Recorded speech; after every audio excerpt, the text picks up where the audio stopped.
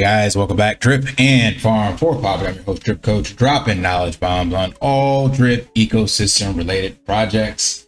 And today we're diving into the fascinating world of mindset and personal growth, and the insights drawn from two powerful books. One, Antifragility, Things That Gain from Disorder by Nassim Taleb, and by Carol Dweck, Mindset, The New Psychology of Success. So get ready to unlock the secrets of embracing criticism, developing an anti-fragile mindset, and learning from your flaws. So this came up because of some of the content, again, that I've been putting out, and then my approach to how I do things. And I'll put stuff out that's, not completely ready, and I'm okay with that. But that only comes from kind of the books like this, basically things that I've been examining. And it all started, I want to say, at the foundation of mindset. So that's why I'm putting both these together, so that, give you guys some insight if you haven't read these books. So let's first dive in with Carol Dweck's groundbreaking work, where she introduces two distinct mindsets: the fixed mindset and the growth mindset. People with a fixed mindset believe that their intelligence, talent, and abilities are innate and unchangeable. They tend to avoid challenges, give up easily, and see effort as fruitless. In contrast, those with a growth mindset embrace challenges, persist in the face of setbacks, and believe that effort leads to mastery.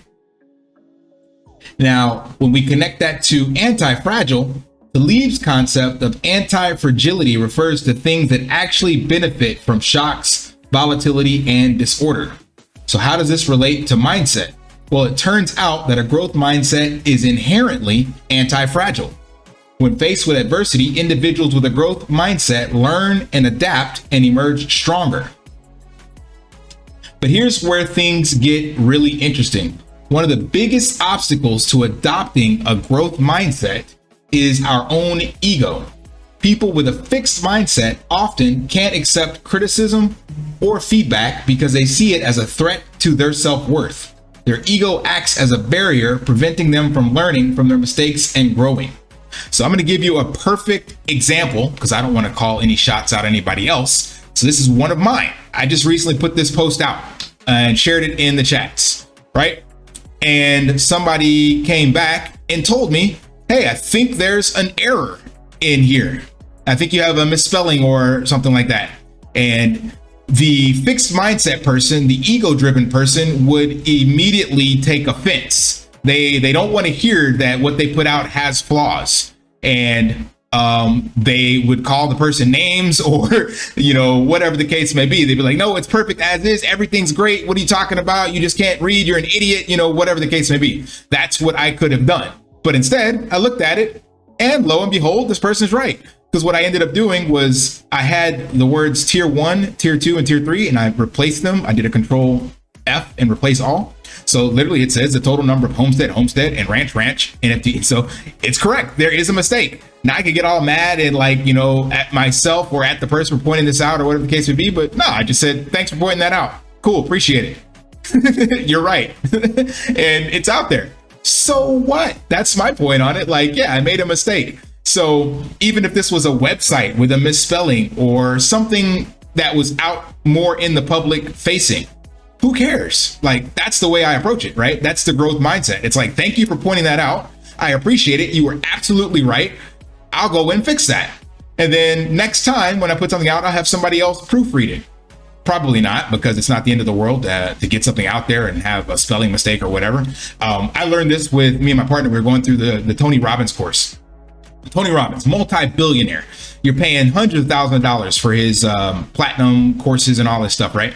We were actually talking about this amongst ourselves and saying how there's some misspellings in his work, in the emails are not properly formatted, and some of the onboarding process was confusing. And then it got me thinking. I was like, wait a minute, if a guy can make a multi-billion-dollar business, and he's one of the biggest ones on coaching and mindset, and he still has mistakes and flaws and issues in his stuff, and he's got thousands of people working on his content to put stuff out there, I was like, yeah, why should I care? That's really what it came down to me, was yeah, who cares if you're making mistakes? Own up to them, accept them, And as long as the end result is what you want, then, you know, you just move forward. Like a book with a spelling mistake or grammar mistake, yeah, some people may think less of you, but the bulk of people won't because they can still digest what you're trying to say, and they can take that content and act upon it and get the results that it was intended, right? So yeah, this is a mistake, but is it going to affect the overall premise of what I'm trying to showcase? No. Could some people see that and go, Drip Coach doesn't have attention to detail and he put something out there, I'm not going to invest in his project? Sure. But will the bulk of them? Probably not. So it's not worth it to try to have the perfectionist attitude and that fear of not being 100% perfect in people's eyes.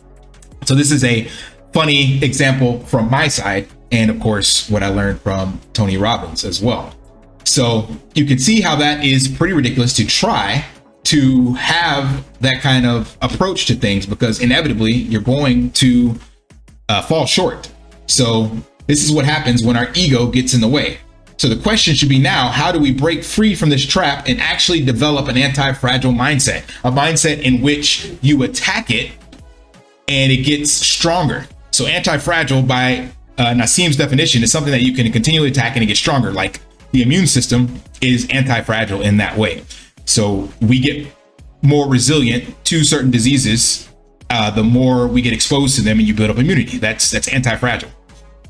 So the only anti-fragile mindset that I have come across, and I stole this from Tom Bilyeu, he says adopt the mindset of the learner, a person who is always interested in learning or growing. So let's just say someone came up to you or came up to me and said, "You idiot, look what you did. You made a mistake." Like literally call me names. I can be like, "Thanks, I appreciate that." That's the learner. Where's the mistake at? So I can fix it.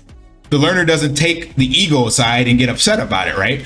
You know, that's why I said in one of my previous videos, it's like they're little nuggets of gold. That's again a steal from Tom Bilyeu, because usually people are attacking things that are true. Same way people get upset at comedic events. When you're sitting in the front row and the comedian finds something about you and picks on you.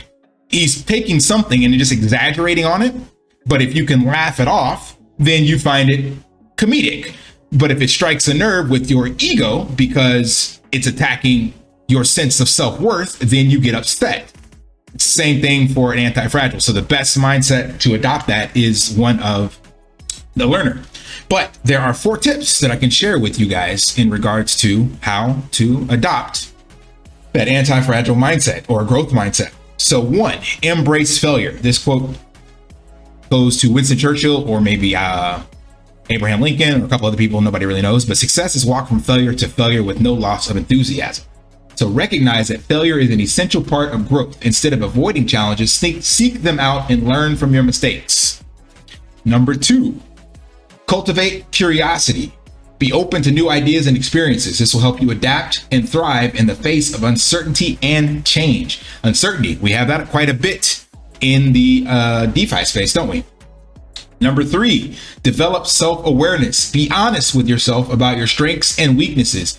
Use this knowledge to leverage the skills of others and create a strong, resilient team. Man, this is super critical because a lot of the fixed mindset people, the ego-driven people, think that they have all of the solutions, think that they're the only one that can solve the problems, that they have all the pieces of the puzzle. Therefore, anyone else's ideas is not good enough unless it was their own, and they're not willing to accept these other ideas. And we've seen that with like some great developers like Steve Jobs, for example.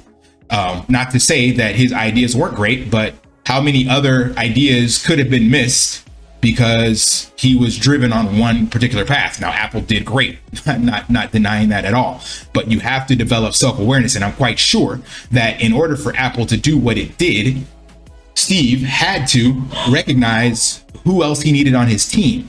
So he had to develop a resilient team and realize his weaknesses and bring in other people to complement those weaknesses. That's a great leader. Even if you have an ego, you can at least bring in other people to complement that skill set. And last but not least, foster humility. So being willing to admit you have flaws and that you don't know everything. That just goes back to self-awareness. This will make you more receptive to criticism and feedback, allowing you to grow and improve. So there you have it. By adopting a growth mindset and embracing the principles of anti-fragility, we can learn from our flaws, accept criticism, and ultimately thrive in a world of disorder and uncertainty. That definitely, again, sounds like DeFi. Remember, the journey to personal growth is not always easy, but it's definitely worth it. So, as always, hope that provided some value, and if it did, you know the drill. Smash that HVO special, like, subscribe, help a brother out, and until next time, keep growing and stay anti-fragile, and of course, lift daily and achieve your impossible. See ya. Want to pay your in real life bills with crypto? How about send crypto directly to anyone with a bank account? Spritz Finance is a decentralized solution to be your own bank and connect your crypto earnings to real world bills and payments. They do not take custody of your assets and allow support on multiple blockchains and Web3 wallets. Sign up below using my referral link and you will get $50 back when you make your first $50 bill payment with crypto. Additionally, I will be using referral bonuses to airdrop, donate, or burn based on community feedback. Sign up now.